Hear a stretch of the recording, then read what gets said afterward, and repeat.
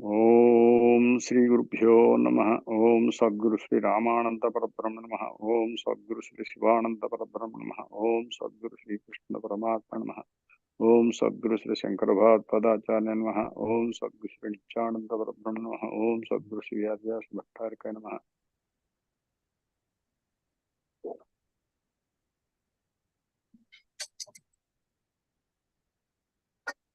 Good morning to all my classmate doctors.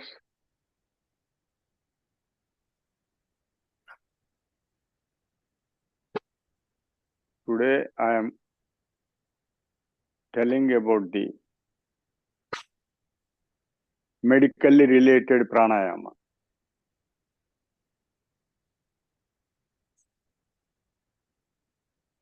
Before that, just I will introduce myself because we have already left in the year 1976. We passed final MBBS in the year 1975 and finished our house surgery in the year 1976. After that, we were dispersed. And we don't know who is who, where are we. So regarding myself, I will tell about my history till now. Just some brief introduction. See, after 76, I did my private practice in Donkarai of East Godavari district, Persealer project for 2 years. While I am doing private practice, I had gone to Public Service Commission of Andhra Pradesh and was selected and got a job, government job at Salur, worked as mobile medical officer, and after that I continued 30 years of government service in the same Vijayanagar district, starting as mobile medical officer and afterwards boarding medical officer, PSC medical officer, and after that I was promoted as deputy district medical officer Parathipuram. After that I was promoted as additional district medical and health officer as a civil surgeon. After that I took full in charge of as district medical and health officer for 4 years. So like that I finished my 30 years of government service. Lastly, I was promoted as additional director of medical and health services. So after,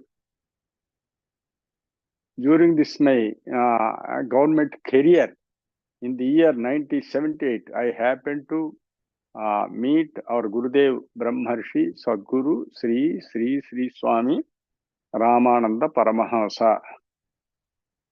Ramananda Paramahamsa. You know how I met my Guru, why and how I met my Guru, I will tell you. Just during our career of MBBS, you know, I have been searching for a truth. Even though we are studying in medical plane, there are so many queries, especially regarding the treatment aspect of every disease. For every disease, there is an etiology and pathology and treatment aspect. But as we are going on, continuing our medicine, I got big doubt. So many diseases we don't have etiology, you know. So many diseases we don't have pathology, and number of diseases won't have any proper treatment. That everybody knows. So this question has been drilling me in my mind, and I am waiting for a guru. I know pretty well that the great gurus, rishis, who are doing penance are the only able persons to clarify our doubts. So I am waiting for a guru, searching for a guru. When I got a job in Saluru as mobile medical officer, I happened to hear about our Gurudev, Swami Ramananda Paramahamsa, and there a clinching point I got it, that is, whatever you do worship towards God as an idol, that is not sufficient. You have to search for God within yourself. That I came to know. Then immediately I went to my Gurudev, Sri Swami Ramananda Paramahamsa, in the year 1978. 78 at Kamannavalasa. There is a small village of Badang Mandal, just 7 kilometers from Rambhadrapuram. I went there, and without my asking questions, he is giving answers. So he was giving answers for all my questions in my mind. Then I surrendered before him, and after 3 months, I got initiated from Swamiji. And while he was teaching me in terms of Sanskrit slokas and other things, I just prayed Swamiji, Swamiji, I don't know alphabets of Sanskrit. Whatever you say in Telugu or anything, I will treat as Brahmavaku, Vedavaku. So I cannot understand slokas. Our Gurudev simply told me, no, if you learn this Vedanta in scriptural with slokas in scripture, when you are thinking about the meaning of all these Vedanta, your mind will be inside. It will be an Antarmukham. You will forget about the worldly consciousness. You can reduce your worldly impressions, lokavasana. That will be the benefit.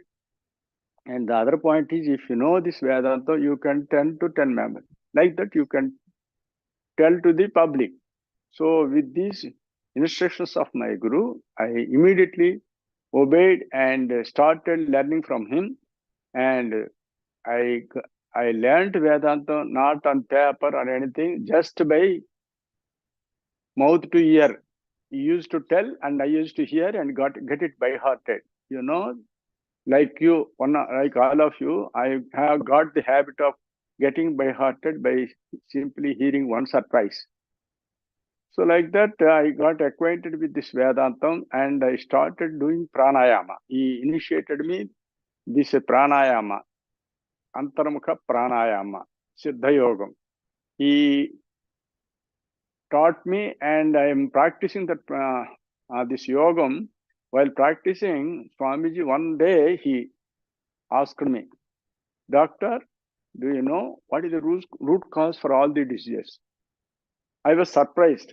No, Swamiji, every disease has got its own etiology, but how can we say that only one cause for all the diseases? No. There is only one cause. What is that one cause? That is nothing but deficiency of mental energy is the root cause for all the diseases. He told me like that, but at that time I was not convinced. But other things I was convinced by telling the Vedantam and this practical pranayamam. This pranayamam is quite distinct from other pranayams that were now folk in this world. This pranayamam is a special technique, especially told in Bhagavad-Gita. So he was correlating this pranayam along with the scriptures, Upanishads, Bhagavad-Gita, and Brahma Sutras. So gradually I have penetrated my mind into the scriptural aspect along with practicing pranayama vigorously.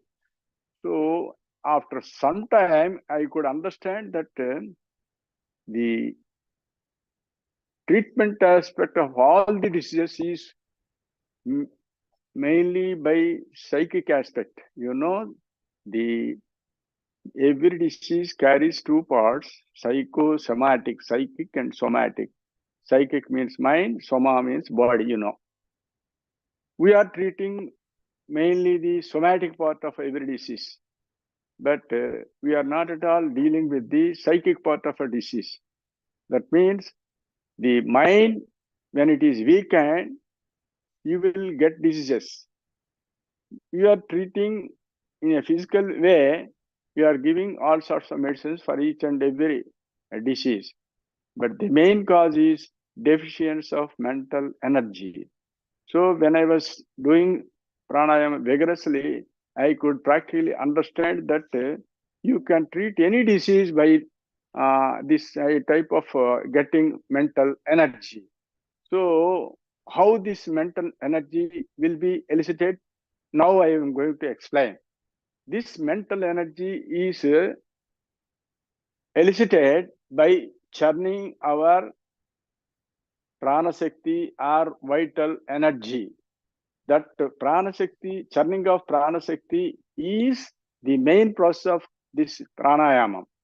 But in other aspects of pranayama, what you are hearing till now, there is no churning of this pranayama, churning of this pranam, simply taking external air from outside, breathing through one nostril and keeping there in the lungs and retaining there for some time. After that, expiring through other nostril. Like that, the other methods of pranayama like anuloma, vinuloma, kapalabhati, bhastrika, these are all methods that are vogue in this world. So all these methods are very superficial. Our Gurudev used to say these are all superficial. They are called Bahinadi Swadhana. But there is another thing that is Antarmukha Pranayamam. This pranayamam means in Bhagavad-Gita, Lord Sri Krishna, what told in Bhagavad-Gita is Starshan Krutva Bahirbahyan Chakshushevantre Bhruvo Pranapano Samo Krutva Nasabhyantara Charino. That is there in the 5th chapter, 27th slokam.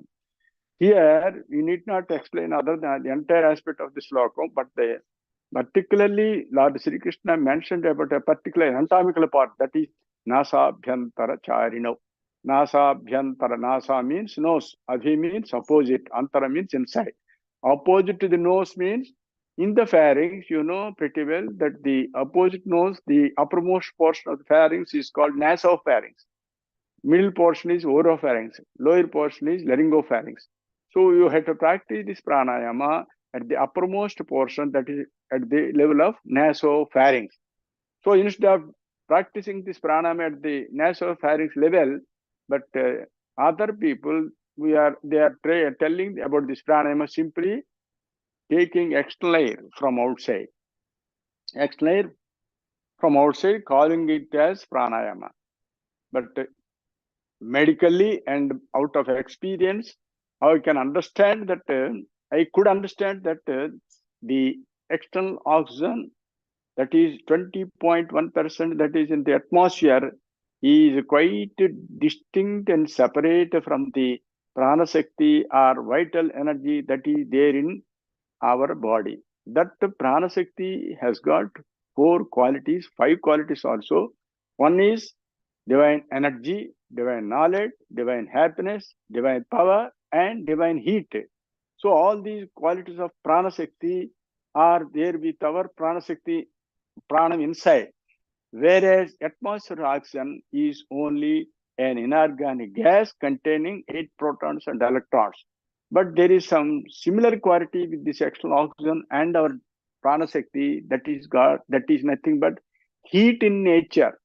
When you administer external oxygen into a patient, that oxygen will give heat, will give rise to bronchodilation and vasodilatation. With this, the inside, some obstacle like phlegm and it will get cleared off. Thereby, you will be taking inspiratory phase upward. Thereby, you are getting some relief. So, with this oxygen, you are getting some relief. But you cannot sustain your life with this oxygen. Why? Because we are living with the divine prana shakti inside, but not with this external oxygen. See, our Gurudev used to say, you keep one dead body on the left side and a person living on the right side who is sleeping. So this sleeping person involuntarily taking the respirations, whereas the dead body is not taking. If if we question why this dead body is not able to take, means simply we say pranam has gone out. So pranam has gone out means to take the external air also, there must be the vital force or prana shakti inside the body. Without that, you cannot take external oxygen. So this prana shakti is quite different from this external oxygen. External oxygen is a physical inorganic gas, whereas our prana is divine. This divine prana shakti is being regularly dissipated, that is being exhausted since birth onwards. Since birth onwards, it is being dissipated. Here I want to mention one point is, at the time of birth, we simply observe that the first breath takes with the inspiration. But if you understand with common sense and pathologically, you can understand, physiologically, you can understand that there is some fluid, sphingomyelin fluid, that is being accumulated in the air cells of the alveoli of the lungs, which are filled, and with that only there is no respirations in the mother's womb. Unless that fluid is emptied and squeezed out first, you don't have any space to entry the external air. So first the sphingomyelin fluid should be squeezed out first. To squeeze out, there must be an impulse coming from the brain and into the lungs through phrenic nerves, and with that the sphingomyelin fluid will be squeezed out, thereby creating vacuum. Not only in the air self, there will be vacuum or negative pressure in the pleural cavity. With this, you are able to take the first inspiration. But unfortunately, we are calling it as the respiration start with inspiration. Not that. First expiration starts, and then with that negative pressure or vacuum created in the lungs, you will exhale in the form of inspiration. So first expiration starts, then inspiration. So expiration is always more predominant than inspiration. That you can observe from now onwards. From now onwards, expiration is more predominant and it is more passive, and inspiration is active. And during inspiration, you are taking in air with some difficulty, but expiring very easily. Right? That's why you call it as passive. Passive means you are losing some energy from inside to outside through expiration. So the extra wastage of energy through expiration when compared to inspiration, that is the cause for our rebirth, death, rebirth, and everything. So, for example, in Ayurveda and other books, it is told like this: you are expiring up to 30 centimeters and taking from 20 centimeters only. So there is a difference of 10 centimeters of energy between expiration and inspiration. That expiring more contains divine energy, knowledge, happiness, and power. All these four qualities of prana shakti are being lost more in the expiration and regained less in the inspiration. Expiration, we are losing more. If you count like this, per average per minute, you are losing this energy 15 times into 10 centimeters, that is about 1.5 meters. And per hour, 900 cycles into 10 centimeters, that amounts to 90 meters. And per day, 21,600 times of respiration cycles into 10 centimeters loss of energy, that equates to 2 kilometers, 160 meters. So in this way, per day, regularly, the so-called healthy individual is losing his spiritual energy. That is nothing but the prana shakti or vital energy per day. So like this is happening since birth onwards. That's why the activity, mental activity, whether memory or activity or digestion power or the divine light or the knowledge, happiness, everything is being reduced since childhood onwards. but we have never stopped taking food. We are regularly taking, starting from mother's milk onwards, but we are taking, despite taking this food, we are losing this divine energy. That clearly indicates that the food you are taking, which is in the form of physical form, is never compensating the divine laws during your expiration. So in order to counteract the divine laws of energy through the expiration, you have to increase your inspiratory phase.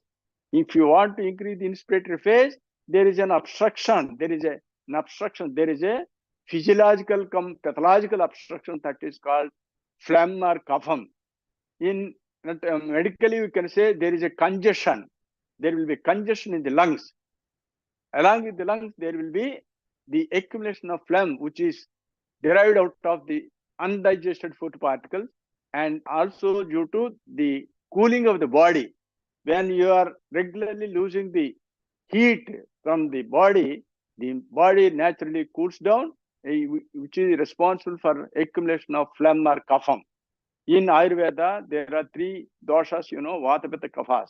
Among these three, this thing is the main cause of death is nothing but this kapham. This kapham ultimately lead you to pulmonary congestion, right heart failure, and also left heart failure. That is the cause for the death. So before, if you observe from the living body, the phlegm is responsible for not allowing you to take it upwards. So if you want to take it upwards, you have to clear away the phlegm or kapham.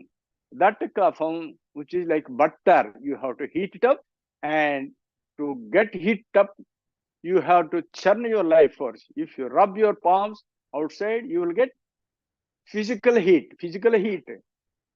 Likewise, if you rub your prana shakti inside by taking the help of the expiration and inspiration, go on churning inside, you will get enormous spiritual heat that is called yogagni.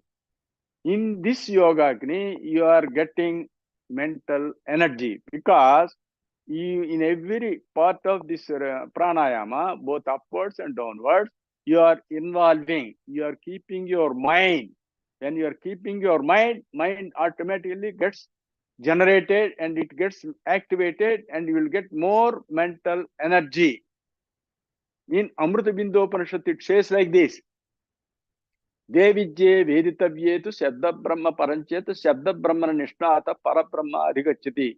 So there are two things. One is Shabda Brahma and Parabrahma. If you want to reach Parabrahma, you have to keep your concentration on the Shabda Brahma. Shabda Brahma here, the sound which you are getting by churning of this life force, that is called pranama or om, that is called Shabda Brahma. When you are churning your life force at the level of throat, in the naso of firing, and that generated heat will dissolve the phlegm, kapham, and thereby increasing the inspiratory phase. That inspiratory phase elongation is called pranayama. Prana plus ayama, pranayama. Ayama means elongation, strengthening, straightening. Our inspiratory phase is elongated upwards to the center of the eyebrows. Our life force or prana shakti arised from hypothalamus. Hypothalamus is the center of the autonomous nervous system, which is responsible for functioning of our all vital organs. So this prana shakti, when it is in the central nervous system, you can control your muscles, nerves, and everything, both the motor and sensory nerves. But the involuntary system deals with these sympathetic and parasympathetic systems, under which the hypothalamus, under which these three systems are working. So this autonomous nervous system is responsible for our 5 pancha pranas. Pancha pranas, prana, apana, dhyana, udana, samana vayus. These are all involuntary. Prana means that is responsible for respirations. Apana means respiration responsible for excretion. And udana means the endocrine system. And samana means the digestive system, and Vyana means the circulatory system. So all these systems are purely involuntary. But God has given a great opportunity in having some voluntary part in the prana and apana. That means during your inspiration, there is a part of voluntary control over the respiration. If you want to stop your breath for a while, you can stop it. So momentarily you can stop the breath. That is the voluntary part. With that voluntary part, and you can stop also the excretory system.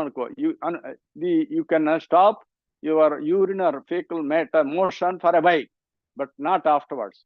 So the partially control of the apanam and partially control of the pranam, that is the boon given by God. With that you can do this pranayama. While doing so, when you are keeping this mind on this pranayama, mind automatically gets generated with its enormous mental energy. So while doing so, first thing, the target of this pranayama is on the lungs and the heart, because the terminal part of leaving this life force outside to cause death is through lungs only. So the congestion in the lungs while doing pranayama will be relieved of. How? When you are doing pranayama, you are increasing this negative pressure or vacuum in the lungs, pleural cavity. I am very happy our classmates, Dr. Madhusudan Rao, Dr. Jayasri Rani, Dr. Balakrishna Babji, Dr. Rama Devi, our doctor classmates, happen to take this initiation. They can understand as well. And rest of the classmates also, if you put your brain, you can easily understand what is meant by this Antarmukha Pranayama. When you are doing this pranayama, the increase of negative pressure in the lungs will be responsible for increase of peripheral venous return. So naturally, when you are increasing the pleural cavity pressure, negative pressure, there will be increase of peripheral venous return. With that increase of peripheral venous return, the blood will be collected in the right part of the heart, and ultimately it will go to the left heart through the pulmonary artery. From there, if you squeeze out during expiration, there will be much cardiac output. There will be increased peripheral venous return and much cardiac output. When your cardiac output is increased, definitely there will be a gush of blood flow to every nook and corner of the body, including our capillaries also. So there won't be any chance of blockage in the capillaries also. The blockage in the capillaries and other major parts of the arteries are responsible for all the diseases. All the diseases means disease.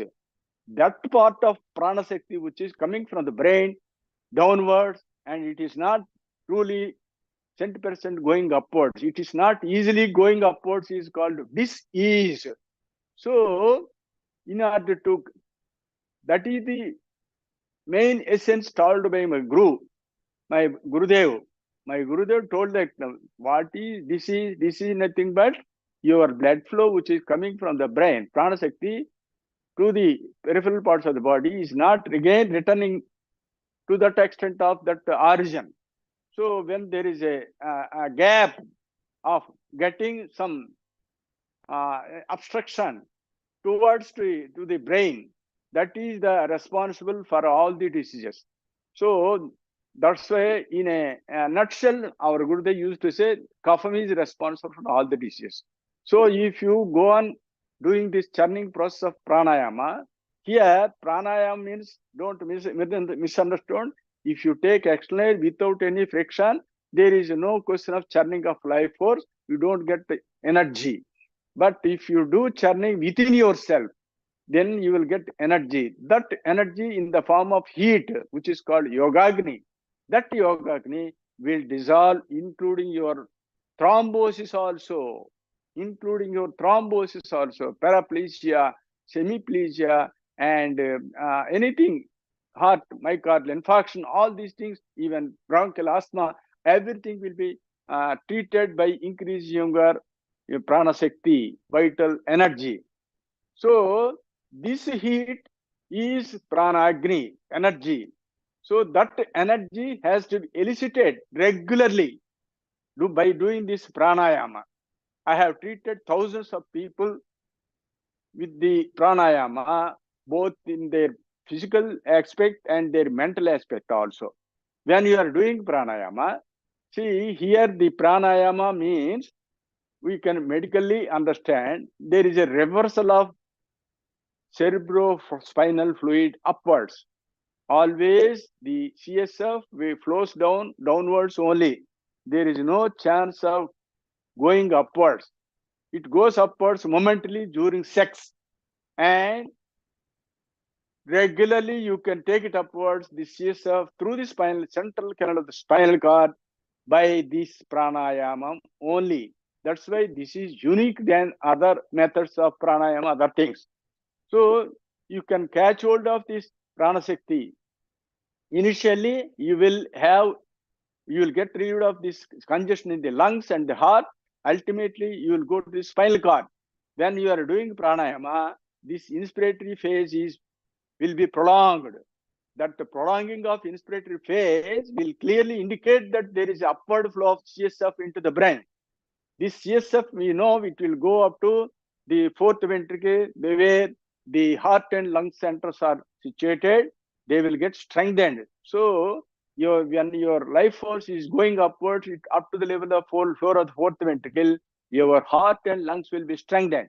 And further, if you go upward through the aqueduct of Sylvius, and from there you will go through an opening. There is a hole, that will enter into the third ventricle. So this upward flow of cerebrospinal fluid is called pranayama. In outwards, we say it is giri pradakshanam. There is one, the people are doing is giri pradakshanam. Our giri or mountain or achalam konda, that is our brain. Within our brain, there are three membranes of the brain: dura matter, paya matter, arachnoid matter. Within the subarachnoid space, the cerebrospinal fluid is formed and is being circulated. That cerebrospinal fluid, which is formed through the choroid plexus, that will be circulated in the brain. That circulation of the CSF in the brain, we call it as giri pradakshanam. Even if you go to a temple, you will make around the temple. That is nothing but it is indicating you have to circulate your cerebrospinal fluid in the brain, and ultimately the CSF formed in the first and third ventricle, that they will enter into the third ventricle through foramen Monroe, and in the fourth ventricle, foramen Lushka, So through these all foramen, ultimately the cerebrospinal fluid will be centrally located at the third ventricle. So before entering into the third ventricle, all the nerves, all the neurons, all the blood cells will get stimulated by increasing this prana shakti or vital energy by churning process of this internal Antarmukha Pranayama. If you go and doing this pranayama, there is no scope for lying dormant of our brain cells. There is a spiritual brain, prefrontal cortex is always lying in a dormant mode. That will get stimulated by simply cleaning all the nerves in the cerebellum, and ultimately they will go to the hypothalamus, where the thirst and appetite centers are there, and below there is pituitary. There are number of secreting parts are there. So ADH and other things are there in the pituitary, and this hypothalamus having this thirst and appetite center. When you go on doing this pranayama, when there is a profound blood circulation to this hypothalamus, the thirst and appetite centers will get inhibited. When you are getting that inhibition from the centers, there will be less thirst. the first experience of a yogi who is doing this pranayama, you will have less thirst. And moreover, due to secretion of this ADH, you will be having more diuresis. So a yogi, a person doing this pranayama will have two experiences. One is decrease of thirst and appetite, and another thing is diuresis, thereby reducing the quantity of blood. The volume of the blood will be reduced, and don't misunderstand that there will be dehydration. It is not dehydration. Dehydration is something which is demand of water more. But here, during pranayama, the demand of water itself is being diminished because of this increased blood supply to the hypothalamus. According to Samson's right, 30 times of blood supply to the hypothalamus is very much necessary for an ordinary individual. But if you do pranayama, you can increase hundreds folds, thousands folds of blood supply to the hypothalamus and proportionately to the pituitary. And that is only after cleaning of the bed cells in the cerebrum and other parts of the brain. So lastly, when you are going on doing this pranayama, due to the increased heat, yogagni, the blood volume, and the water component, intracellular, intercellular, and extracellular water component is also will be reduced. Thereby, the load on the heart and the kidneys will be diminished. Thereby, the functioning of the heart and the kidneys will be very much increased, proportionate along with this liver also. So every organ is getting sufficient oxygenated blood. Here, oxygenated blood means not with the external oxygen. The prana which is there within you is getting micronized. The micronization of the present prana shakti is the oxygen. With that micronized prana shakti, you can go to each and every corner of the body, thereby reducing both physical and mental diseases. During the persons who are getting older, usually you will go to dementia, Parkinsonism, and Alzheimer's, or something like that. So the persons who are getting older, they are succumbed for all these diseases. But if you do this pranayama, there is no question of deficiency or ischemia to all these basal ganglia.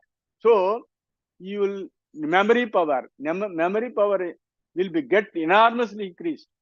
There is no question of this cerebrovascular episodes or accident or Parkinsonism, anything you can get it off. Even paralysis, because the thrombosis is occurring due to three factors. Slow blood circulation and increased viscosity of the blood and atherosclerosis. So atherosclerosis, increased viscosity of blood, and slow blood circulation are three factors mainly responsible for clotting of the blood, that is thrombosis. But if you go on doing pranayama, there is no question of slowing of all these three things. So there will be thorough blood circulation, and the nerves and the blood vessels, they will never get this atherosclerosis, or there won't be any blockage in the blood arterial valves. So the arterial valves will be very delicate in the sense they will be very soft. There won't be any hardening of the arteries. So you can get rid of all these. That's why our Gurudev used to say, with this pranayama, you will get sound health and sound mind. Simultaneously will be achieved by this pranayama. So pranayama means prana plus ayama. This is otherwise called yogam. This yogam means reuniting your own life force from where it has origin in the center of the eyebrows and ultimately into the third ventricle. That is called yogam. But this yogam is different from yoga. This yoga is dealing with the bending and stretching of the muscles, postural exercise. All these will come under this yoga. Ultimately, doing this external pranayama will put together as yoga. This yoga basically needed for an individual, but you need not do this. If you get it, this internal pranayama straight away, if you do this, you need not do all this. You need not to go to any yoga. So entire body will be under your control. The involuntary part will be under your control. So then the mind and the body will be under your control. Thereby, you will become Yogishvara.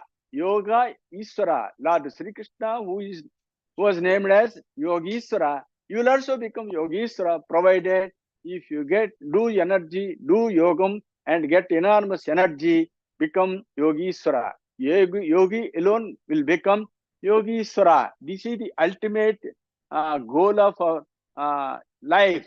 So, what is our goal of realization? Self-realization. How to get self-realization?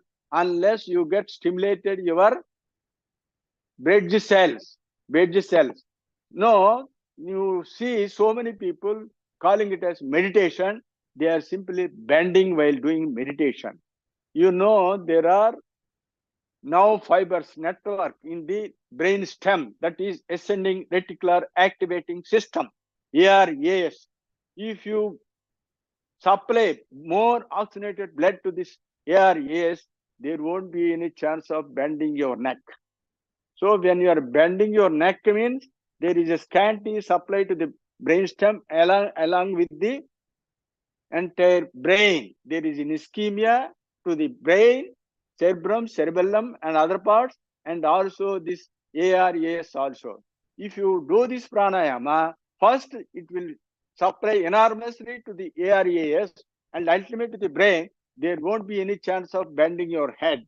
So a yogi, a person doing this pranayama, internal pranayama, Antarmukha Pranayama, Siddhayoga, Yogam, only can straight away sit like this, Samankaya Sirogrivam Dharayan Nacharam Stiraha, Sampreksha Nasikakam Samudisascha Navalokyan. That is told in 6th chapter of the Bhagavad-Gita.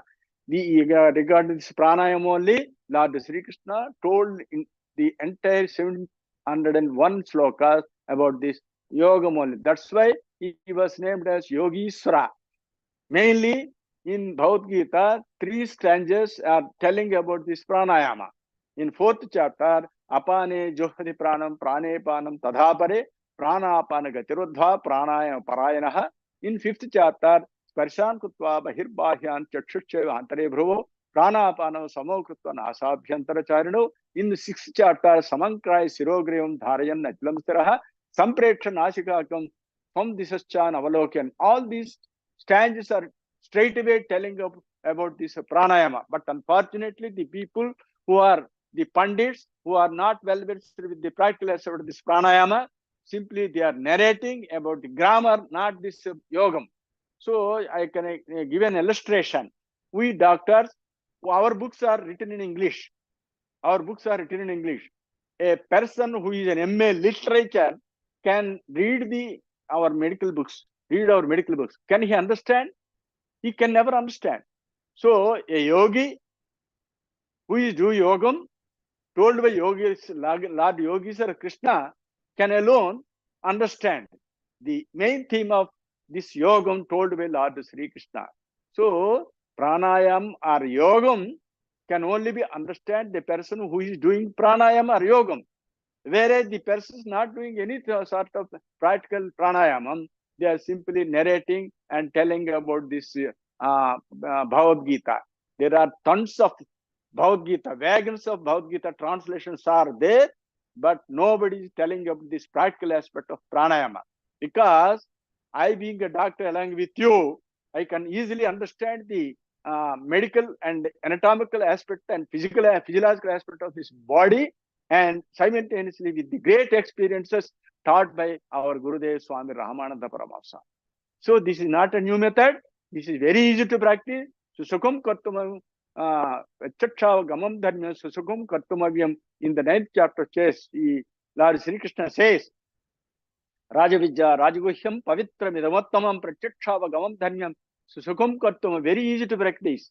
But unfortunately, the unknown people from this pranayama, those who don't know this pranayama, They are complicating the yoga and telling so many methods, so many unwanted, so many perverted process apart from this real pranayama, which is very easy to practice.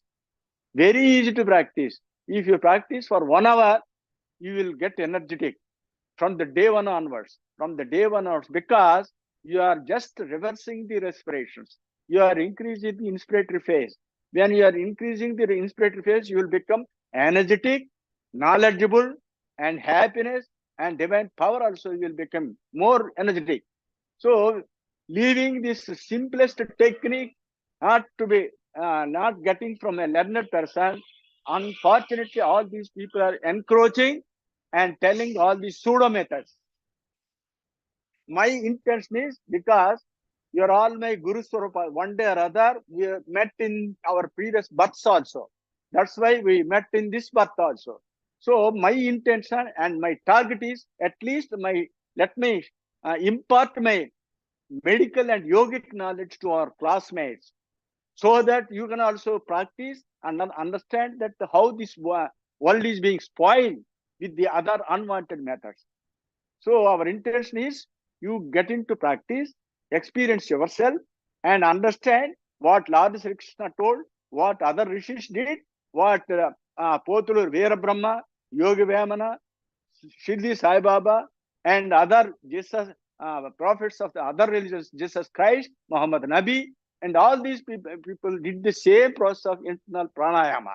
My appeal is, please, our classmates, please understand, try to understand, leave alone your status and other things. We are classmates. I am trying to impart my knowledge with a practical background. I have been practicing this pranayama for the last 45 years. 45 years. And I have been teaching this pranayama for thousands of people from 30 years onwards, 31 years onwards after my samadhi of my Gurudev, our Gurudev Swami Ramananda Paramahamsa. So, you understand my intention, please understand and try to get this knowledge, get it practiced, and I am here to share with every aspect of it. I will be always available with you. If you want to get reviewed from me, I am ready at all times. Okay, na? Om Sri Gurubhyo Namaha. Jai Gurudev. Om Sri Gurubhyo Namaha. Om Swasti Prajabhya Paripalyantam Nyayena Margena Mahim Mahisha Go Brahmanebhya Subhamastu Nityam Loka Samasta Sukhano Bhavantu. Om Sarve Sukhana Santu Sarve Santu Niramaya Sarve Bhadrani Pasyanta Ma Kachid Dukkha Bhag Bhavet. Om Sahana Vavtu Sahana Bhunaktu Sahaviryam Karvavahe Tejasvana Vadhetamastu Ma Vidyashavahe. Om Shanti Shanti Shanti.